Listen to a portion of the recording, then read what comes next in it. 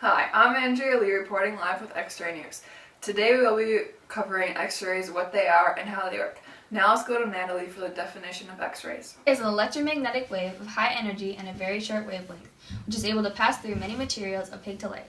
Now back to you, Andrea. Thank you, Natalie. Now over to Emily, who is covering our interview. I'm Emily Mueller, and we had the privilege of interviewing X-ray technician Ryan Patty at Stanford Hospital last Friday. Here's Ryan Patty on how X-rays work. X-rays are another type of wave that basically pass through the body, but they don't always pass through the body.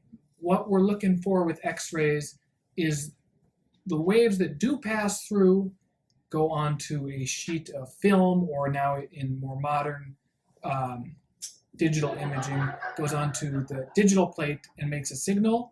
And some waves that go through thicker areas like bone don't penetrate through, so then the wave doesn't hit the film or digital component, so it won't make a reading and show up.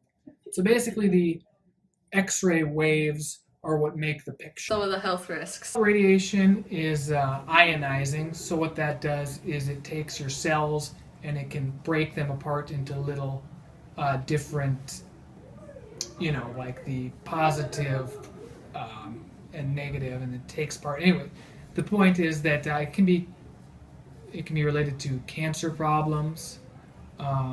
There's birth-related problems, so pregnant women usually don't have a CAT scan or an X-ray unless it's necessary, because you don't want it to affect the child. What are the positives and negatives of using X-ray? Positives are, compared to a lot of other imaging modalities, it's very clear on what you see.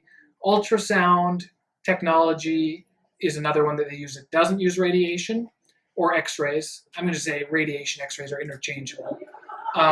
So basically, with that, it uses sound waves, and it's not quite as clear because fluids can alter the sound waves. But with radiation, it's pretty much straight through unless it's a dense substance. So every structure in the body has a defined shape, which you can see well with X-rays. Whereas MRIs is similar. It uses magnetic waves to see what you're looking at. So that's very similar, but the CT is the best quality, I would say. We'll be right back with the interview after these messages. I'm Allison from AK Mart with our new sales.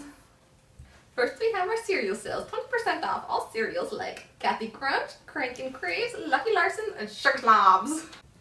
Buy one, get one Pop-Tart box, 10 cents ramen noodles, and our brand new hummus. We have our fruits next, like strawberries, apples, avocados, which is a fruit, and no bananas. I don't like banana. We do have apple products, but no banana products. Make sure there's no banana products. Back to X-Ray News. Now for the rest of the interview, Emily. I'm going to talk about different kinds of X-rays.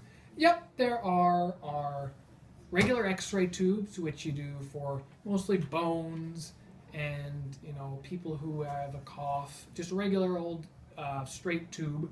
Then we have our portable X-ray machines for people who can't get out of their beds. So we have a big, huge machine that we bring up to the floor, and that takes the X-rays on those people since they can't come down to us. Also, we have C-arm machines, which are basically live X-ray. So it doesn't just take one picture of the bone or area that you're looking at. It's more of a fluid image. So if you put your hand out, you could see like your fingers moving and the bones underneath. Also, we have CT scanners, which is where I work right now.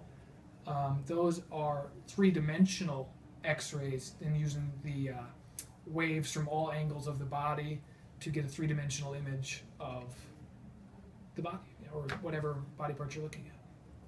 How do you control the amount of exposure a patient has? The only differences we use in X-rays are the kilovoltage peak, which is the energy level of the X-rays, and then the mass, which is the amount of X-rays that we use. So kilovoltage peak is basically if you have an electric fence and you turn it from 1 to 10, it's how much power you use. Is 1, you get a little bit of a shock. 10, you're, stuck to the fence, electrified. And then the mass is the amount of X-ray waves.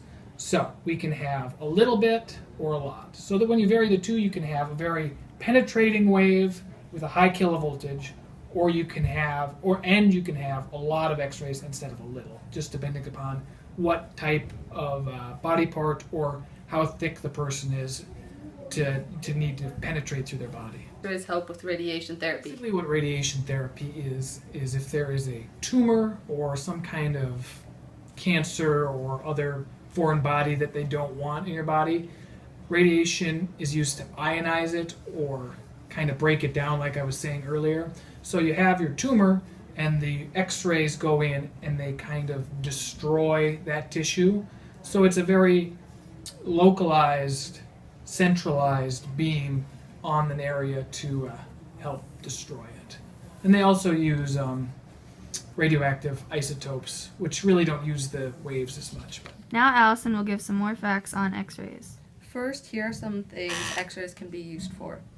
Arthritis, bone cancer, enlarged heart, fractures, and infections. Here are some of the side effects of using X-rays. Hives, itching, lightheadedness, nausea, and metallic taste in the mouth. How to prepare for an X-ray. Make sure you wear loose clothes and make sure there's no metal on it. Things that show up in an X-ray. Thick materials such as bone and metal show up as white. Air in your lungs show up as black. Fat and muscle appear of shades of gray. Okay, now back to you, Andrea. Our news for tonight. Thank you for watching X-Ray News. See you next time.